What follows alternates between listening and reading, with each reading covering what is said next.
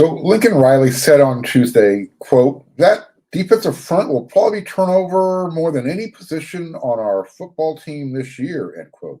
Well, on Wednesday, he got some physical support to fatten up the underbelly of talent. He needs to take USC to the next step. I got part 2 of my breakfast with Lincoln Riley on this episode of Locked On USC. You are Locked On Trojans, your daily podcast on the USC Trojans, part of the Locked On Podcast Network, your team every day.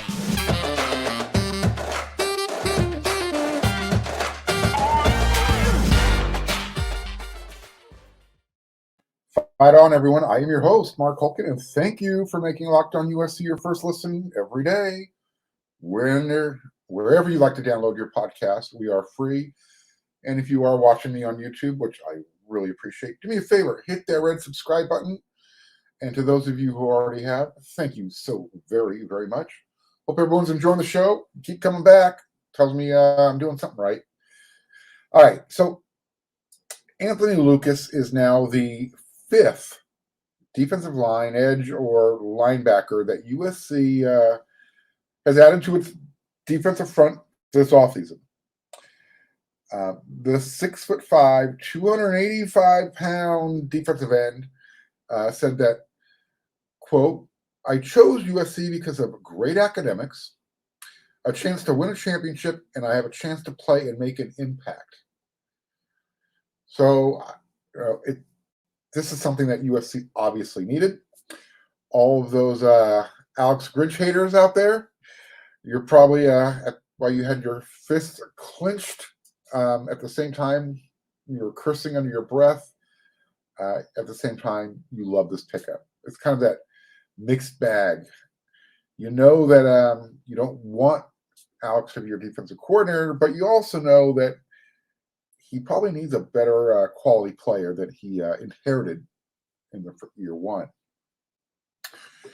So remember, haters, the more talent that you bring in, if you're looking at it from you want to win because you want to get rid of Alex, look at it this way. You're bringing more talent. But if you don't get that return on the investment, that's going to leave zero wiggle room for Lincoln if the defense doesn't improve in year 2. So you're getting the best of both worlds. You're getting better players so the defense can improve. And if it improves, then your hate for Alex Grinch subsides. And if the defense doesn't improve, more than likely, Alex Grinch is gone. So just go with the flow. Take it day by day.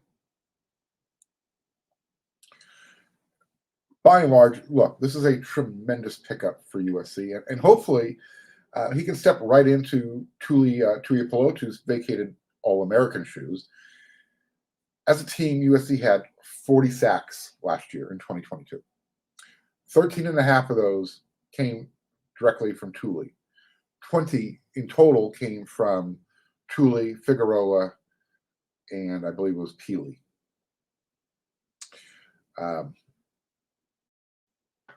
So you can see they need more productivity from that front seven. Anthony Lucas, so now along with defensive tackle Kyan Bars from Arizona, and then the other defensive end, Jack Sullivan from Purdue, you now all of a sudden, you possibly could have a brand new 3-down set of linemen for 2023, replacing the guys who they're losing, Tuli, Peely, Nick Figueroa. And if Jamil Muhammad winds up at the rush end position and wins that battle, now you've got a completely new front across the board. That means he's replacing Romello Height and obviously Corey Foreman and Solomon Byrd and any of the other guys who played the rush end position in 2022. This is how Riley sees Jamil. Quote, he kind of just jumped off the tape. Just a really explosive player defensively, one that we thought brought some versatility. The ability to win in a pass rush really showed up right off the top. Just an explosive athlete. The playmaking skills really shot off the tape. And then when we met him and got to get around him, there was no question he was the right fit. So, I mean, I think just his ability to make plays, and not just when he's free or stunt hits perfect, or he ends up in a pure free run, the guy just finds ways to make plays, which we need more of, certainly, end quote. Kyan Bars, he is an interior defensive lineman, but he brings that quickness that this USC staff has been targeting for the defensive line. So this is the type of player that fits Alex Grinch's defense, that Sean Nua and Roy Manning and that whole defensive, brain trust is looking for. Quote, according to Riley, Kyan, obviously, another guy that we had experience with playing against, and obviously studying him in the league. We thought he was one of the more explosive interior defensive linemen in the league.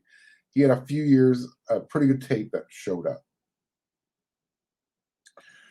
And then at linebacker, Lincoln Riley on Tuesday, he also spoke about Mason Cobb because he's another player who's been officially announced by USC. Lincoln wasn't able to talk about Jack Sullivan or Lucas at the moment. Lucas hadn't committed yet. Sullivan had not been officially announced by USC yet. However, back to Mason Cobb, the linebacker. Excuse me. Quote, Mason obviously had some experience seeing him in the league and the job that they've done at Oklahoma State defensively, and he was a big part of that. And I love the toughness and grit and kind of attitude he played with. And we also really felt his instincts on tape showed up.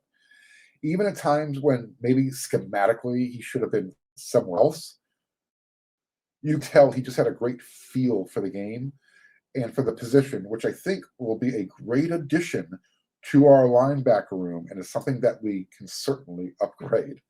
And so he was, I think, an important piece to this. Overall, Lincoln, he pretty much described it this way. This is what he was going for. Quote, you're talking about starters and some guys that were impact players at other schools. Whereas last year, we're filling the roster with guys that maybe necessarily weren't even starters at their schools, and you're just trying to find ways to get enough bodies to function, end quote. Wow. That was pretty harsh, or at least it comes across as very matter of fact, very blunt. Accurate, but still, that's the difference between Lincoln Riley and Kai Helton. He's just going to put it out there. And I know a lot of guys think, no, Lincoln, he can sell. Yeah, he can.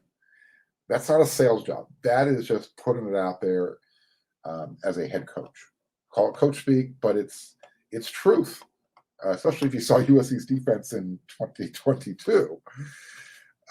So while the transfer portal guys that he and USC brought in 2022 will continue to develop, hopefully, Riley did say that I do think it's a little bit higher level overall of guys that are coming in this year. And he would continue. Honestly, I'd much rather have 4 to 6 really good players that all can win, that can all disrupt, and that all can close down those spaces and make tackling easier and get pressure and all the things that great defensive linemen do, especially in a system like ours. It makes you tougher to defend. It makes you tougher to game plan for. We had some other guys that were productive, but to the level that we expect, there's got to be a jump at all those other positions. But I fully believe there will be. I'm excited about some of the guys that are returning and that can be, and obviously very excited about some of the guys we're bringing in that we think are immediate impact guys. Look, footnote version, his point was this. Tuli was the only guy who last year consistently won his one-on-one battles. He needs more of that. He thinks the guys that He's bringing in this year specifically are going to be able to do that. And hopefully the guys last year will continue to develop and become more consistent. So iron sharpens iron. You're bringing in more guys for competition. Here you go. And he also, I think the underbelly of talent that he alluded, or not alluded, but he talked about, that I spoke about, that he mentioned on Tuesday, I think that's about to shed some weight, so to speak. Here's some of the players he's excited about. He mentioned redshirt freshman Devon Tompkins. You didn't hear his name at all, but here it is. He thinks he can contribute next season and be a great player at USC. Personally, me, I watched his body develop kind of like in slow motion throughout the season. Fall camp, during the season, by the end of the year, he looked like an old sophomore. I mean, he added size and strength. He looked like a completely different dude. He looked like a legitimate D1 defensive end, the type you might even see on Georgia's roster. Rajon Davis's name came up a couple of times. And I think this is maybe one of those moments where Riley maybe showed a chink in the armor, maybe a little bit of defensiveness. Remember, we can go back as far as October, where Davis's name kept coming up, and you were hearing the praises of how well he was doing in practice, and how he was on the cusp of getting more playing time. Well, I need to go check my definition of what cusp means again, because Rajon rarely saw the field. Quote, this is Riley. We were excited with what we saw in Rajon, and he was one of those guys we thought that made a little bit of a jump in the bowl practices. And we were excited about some of the plays in that game. Absolutely we were. So, yeah, I think for him, that's got to be a game of confidence. And I know it's certainly, from our staff, builds some confidence. So here's the part. I've always said, anytime you say but, you're going to contradict what you just previously said. That was my English teacher in 10th grade, Mr. Zimmerman, Forrest Zimmerman. I'll never forget this guy. He always told me to use the word however to transition, because anytime you use the word but, you're going to contradict what you just said, and nothing good ever comes from the but. Little English lesson there for y'all. So he might not have necessarily crossed his arms and took that defensive posture. However, Lincoln did say, I think, could we have given them an opportunity earlier than that? Absolutely. And I would say, hey, was there something from a coaching standpoint, or did we make a mistake by not doing that? We very well may have. Then, the other thing I would put it back on, it's like, I tell these guys, this is the but part. I tell these guys this every year at the start of the year. If you make these decisions for us 50-50, meaning 50-50 on if you're going to start or not, or 50-50 on whether we're going to put you in the game or not, if you give us 50-50, we're going to be right on some and we're going to be wrong on some. So make it clear where there's no doubt we've got to put this guy in the game. There's no doubt you should be a starter, end quote. Now, this wasn't the right place or time to push back and say, hey, wait, coach, I think you sort of admitted you may have well made the wrong 50-50 decision with Rajon. I don't know, it just came across, like I said, to put it back on the player for not making the choice clearer, that's kind of hard to communicate, and there's going to be a player-coach disconnect there. So this is probably one of the areas where Lincoln Riley would probably say he needs to get better at. And he admitted, he and the coaching staff have to get better. So this is just me. Look, I'm not getting into his head, but you're just trying to read the room and understand where he possibly could be coming from. The other guys that he's obviously looking forward to, Taka Curtis, Zion Branch, Damani Jackson, Braylon Shelby. I have a real distinct feeling that the roster is still going to shed a few more players so they can add a few more, I guess we'll call them impact transfer portal players. So we'll see what kind of help Riley gets for Grinch. But as far as the underbelly of talent, you got those guys that I just mentioned: Damani Jackson, Zion Branch, Taka Curtis. That's good stuff. Braylon Shelby, as well as a transfer portal. So there you go. Hey, I need you guys to head on over to BetOnline, because betonline.net is your number one source for all of your sports betting information, stats, news, and analysis. You get the latest odds and trends for every professional and amateur league out there, from football to basketball to soccer and esports. We've got it all at betonline.net. And if you love sports podcasts, you can find those at BetOnline as well. We're always the fastest and easiest way to get your betting fix. Head over to the website today or use your mobile device to learn more. BetOnline, where the game starts. All right. Once again, thank you for making Locked on USC your first listen every day. I need you to go check out our brand new podcast, Locked on College Basketball.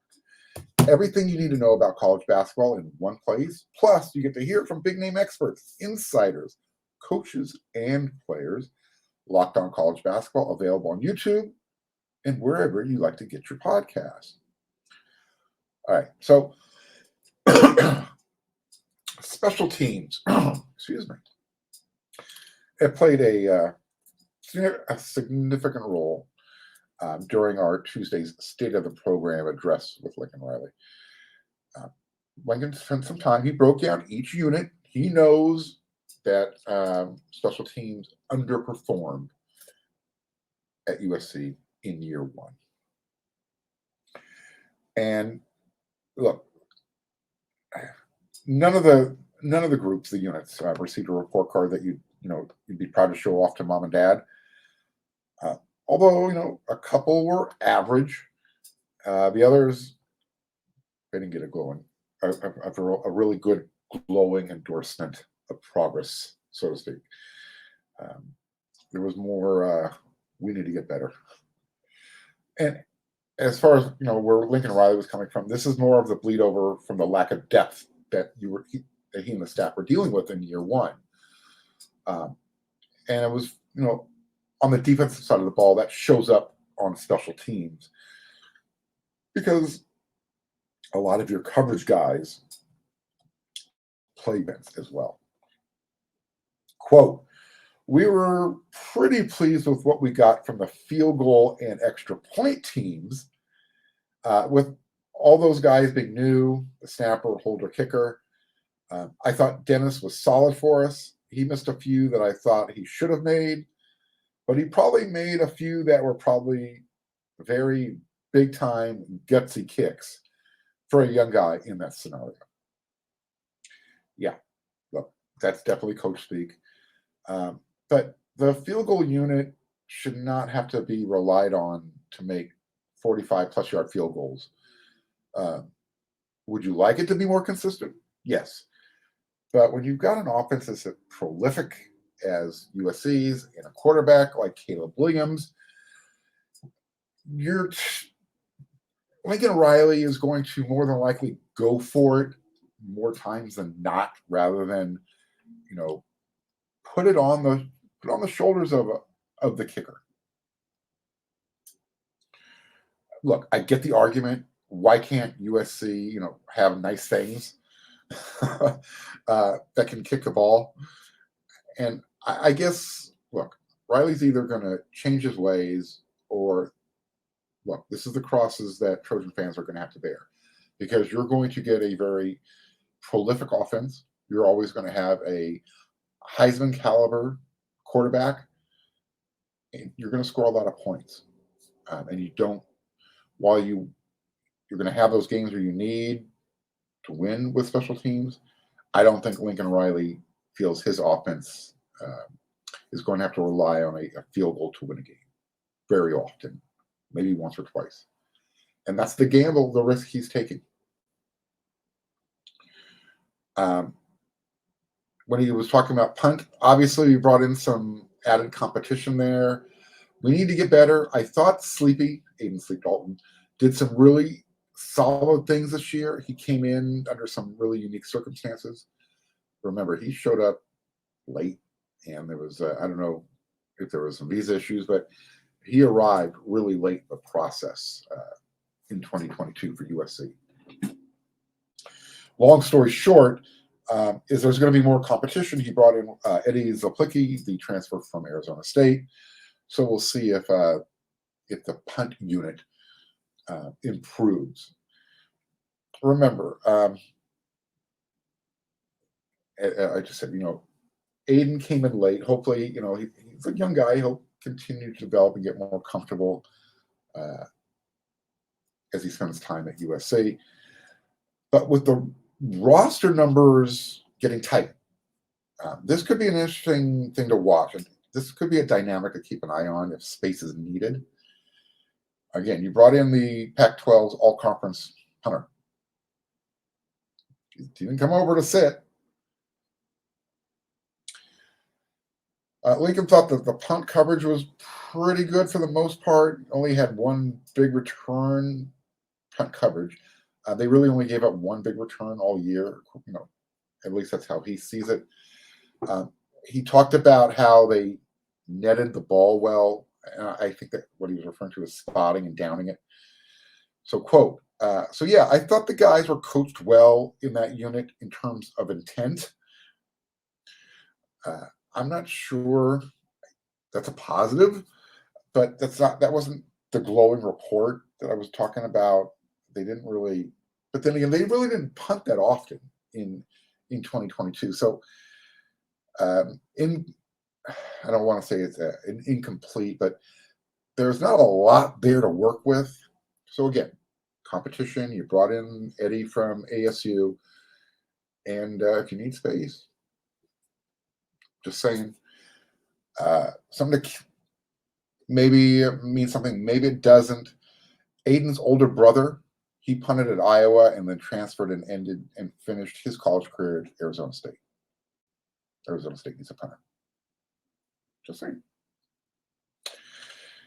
I'm not saying anything. I'm just pointing out that coincidence. So although they might have to punt more in 2023, I guess this is probably a good time to get the competition going. We'll see. If USC's offense continues to grow and stays prolific, maybe Eddie is picking splinters out of his butt all season long. And that would be a good thing.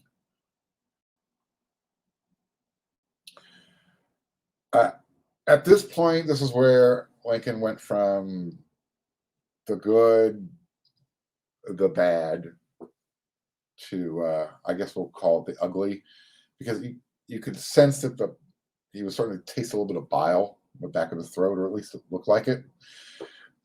Quote, I think kickoff for us, obviously, we've got some competition there. I think the first and most obvious thing is at a place like USC, you shouldn't be covering so many kicks. If you compare that across the country, we have to get better from just a straight kickoff standpoint. But we need more touchbacks. At the end of the day, one team can score more or as many points like USC does, or as many against USC, and one team has to defend twice as many kickoffs. It's just another, well, you could do the math, end quote. The point he was making was the other team was consistently getting better starting field position after USC scored, making it easier for the other team to score against USC's defense. And knowing USC's defense, that's just not a good recipe for success. But again, some of that he said was attributed to the underbelly of talent or the lack thereof. Bottom line for Lincoln, more touchbacks make Lincoln's I'll call it his special teams coaching department, easier to run. And then as far as punt return, quote, punt return was solid for us. We didn't really have any big returns. We had a little bit of rotation at returner. When Jordan got hurt and then when Mike Jack got hurt, they didn't make enough big plays there, was all he was saying. So besides the injuries and the lack of consistency, I'm not really sure that unit caused USC fans too much consternation, especially knowing that Caleb Williams was about to take the field and he could drive the offense pretty much from anywhere. So again, not having a prolific punt return, not an issue. That's me speaking. I'm not speaking for everybody or speaking for Lincoln. That's how I perceive that. That was the least of USC's concerns in 2022. And I think Lincoln probably felt the same way. And then the real ugly part was kickoff return. Lincoln Riley said this, quote, and obviously kickoff return was very disappointing throughout the year. We had a couple of nice returns, but we had some really untimely penalties. You could argue, but who knows what happens if that hold in the first game against Utah, we'd probably go to the playoffs if we don't get a hold there. The chances say we do. There was a little bit of a dramatic pause from Lincoln at this moment. And he continued. So we had a couple of untimely errors, and obviously CB decided to just toss the ball backwards in the conference championship game. That was just mind-blowing. That's nothing we've ever talked about. It was just a little bit of a panic. And then obviously a couple of times just fielding the ball. Clearly the one in the last game was having a monumental error. It's almost like having a turnover, end quote. So CB's in the transfer portal, CB Nomura. So I get why he mentioned him by name. He didn't mention Mario Williams by name, but we all know who fielded that monumental error. Here's the question. Why was Mario in there? Why, if he wasn't prepared? The question, these are rhetorical questions now. Would a dedicated special teams coach have made a difference? Maybe. But remember, Kyle McDonald, he works with Rayleigh Brown in the running back room, and Keel coaches up the kick returners. Typically, it's Rayleigh and Taj fielding the kickoffs. So even though Mario gets practice time, in essence, he had a brain fart when the pressure was on. We all have brain farts. I have them all the time. I've had my issue with Mario has been him catching the ball and running backwards, trying to gain extra yardage when he's, in catching the passes from Caleb. So again, if he's prone to, making poor decisions, why put him in the position to make one? Especially then. That was a high pressure situation. Would more talent from the underbelly have made a difference? Well, Damani Jackson and both the Branch brothers, Zion and Zachariah, they're going to be able to support Rayleigh in 2023 at kickoff, assuming everyone's healthy. So yeah, a dedicated coach would be the conventional way of doing it. But again, that fatter underbelly of available talent is going to help too. So you have to see it from Lincoln's point of view. Luke Heward, he's going to be one of the two wide receiver coaches. Luke gets the inside guys, and he handles the punt returners. Riley likes an inside and an outside guy. Dennis Simmons, he's the assistant head coach, outside receivers coach, and offensive passing game coordinator, and one of the guys that came over with Riley. He's not going anywhere. But again, Kyle is the kickoff and running back coach. Ryan Doherty is the senior special teams assistant special teams coordinator. And he oversees the entire special teams department, and then I assume he's the one who liaisons with Lincoln Riley. That's how your special teams is being built. and how they're going to go forward. Looking for a delicious treat, but you don't want all the fat and calories, then you got to try a Built Bar. You just got to through the holidays. We just got through the holidays. And I know my goal is to eat a little bit healthier this year. And if you're like me and you want to eat healthier, but you don't want to compromise taste, man, I got something just for you. You got to try Built. With Built, healthy is actually tasty. Seriously, they're so delicious. You won't even think they're good for you. What makes Built Bars so good? Well, for starters, they're all covered in 100% chocolate, real chocolate. And they come in unbelievably great flavors like churro, peanut butter, brownie, and coconut almond. And I'm not sure how Built does it, but these Built Bars, they taste like a candy bar, and they do it at the same time. They maintain only 130 calories, 4 grams of sugar, and a whopping 17 grams of protein. So you don't have to even go to their site anymore to order these things. You can now head on over to Walmart or Sam's Club. When you're at your nearest Walmart, walk in, head to the pharmacy department, grab yourself a box of Built Bars. There they have a 4-box bar of cookies and cream, double chocolate, or coconut puffs. And if you're near Sam's Club, they've got the 13-bar box with our hit flavors, brownie batter and churro. Check them out, and then you can thank me later. All right. I'm way over my time, but I'm going to spend a few more minutes because I think this is important. This is something that actually came up during the sit down with Lincoln, the state of the program. I want to talk about these people like they're actually real people with real feelings. And I'm talking about Lincoln Riley, his staff, the players, just like you, just like me, your kids, your husbands, your wives. People, these are real people. They're not video game pieces. They're not robots. They're not, they're there for your entertainment value. But they're humans. I asked Riley near the end of our sit down if he's changed his views at all on how to approach things, since he experienced a couple of losses personally in his life with friends and colleagues. Dave Nichols, inside receivers coach, as well as one of his mentors, Mike Leach. And Lincoln was talking about the quality of life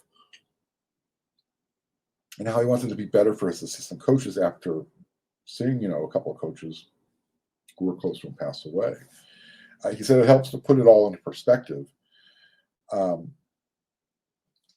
how being the head football coach with small children in a small town, it's real different being in LA.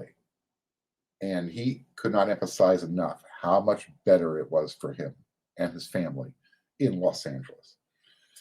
I kind of got the feeling that being the head coach in Los Angeles is a lot less stressful than it is being in Norman, Oklahoma, despite having the spotlight in being in Los Angeles, because there's so many other things to see. There's other big stars, just as big as you, if not bigger. So this is how Lincoln described it. Even when you have a tough day, which you're going to have in this business, you can have a tough day at work and you can come home and you're like, he said the other S word with 4 letters. This stuff is still pretty good, end quote. Lincoln's got a really nice house with a really nice view, and it's easy to forget how bad of a day you had when you have a family waiting for you to support you. So Lincoln, he loves LA, and he compared it. This is the way I'm describing him comparing it to the podunk lifestyle that he and his family left behind in Norman, Oklahoma. Because he's being just another famous person in LA is easier when most people are. This is what him talking now, looking for George Clooney. He was talking about how he was talking with another coach, and it was Pete Carroll who said this to him. When you're the head coach in some of these smaller towns, Lincoln Riley is actually George Clooney in Norman, Oklahoma. Well, when Lincoln Riley goes out to dinner in Los Angeles, some people might recognize him, but more people are going to recognize George Clooney and other Hollywood celebrities. So I didn't need any other anecdotes from Riley to know exactly where he was coming from. And he was really measured in his word choice. But trust me, he does not regret his decision, nor miss going out to dinner and being George Clooney in Norman, Oklahoma. And it's not so much what he said, it's how he didn't say what he really wanted to say. So before any of you cell phone warriors who'd like to pretend you just tell the head coach, you tell him off and tell him what to do, just take a deep breath. Because number one, you wouldn't do it. And if you got the chance to do one of those drive-bys, trust me, it wouldn't make a freaking difference. Riley loves his players, and he wants the support of the fans. But your opinion on how he coaches, let's just be honest. Your opinion it weighs as much as a pimple on a flea's butt. That's how much he's going to consider it. That's my interpretation. That's not necessarily Lincoln's, but I think people need to take everything with a grain of salt. Your anxiety, your anger, your hate, you're upset that he didn't do what you wanted. Keep in mind, Lincoln left Norman, Oklahoma. He brought his family out here. Do not get lost that USC was 4-8 last year. They were 11-3. He knows what they need to do to get to the next step. I'm not apologizing for anything or for him. I'm just trying to put everything. All right. I'll be back with another episode of Locked On USC. By the way, USC takes on USC basketball. They're playing Thursday night at Galen Center. You might not get on over there and out. See if they can get on a winning streak after losing 2 in a row. All right. Until our next episode of Locked On USC, everyone, you know what to do.